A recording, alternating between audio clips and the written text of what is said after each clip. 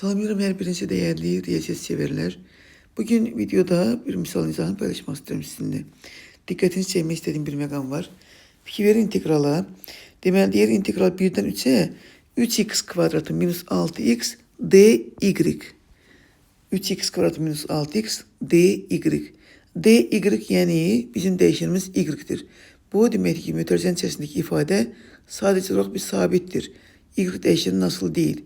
Bu demek ki integral yazarken biz yazacağız bile 1'den 3'e 3x kvadratı minus 6x dy'in integralını tapmak için bu bizim için bir sabit olduğu için 3x kvadratı minus 6x değişenimiz y'dir.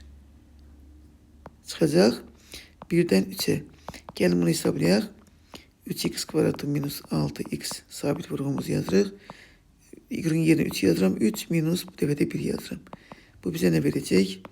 3x kvadratı minus 6x vurulsun 2. Yani 6x kvadratı minus 12x. Bu ise C variantındadır. Ve salam, növbət videolarda görüşərik. Videonu beğenin, paylaşın.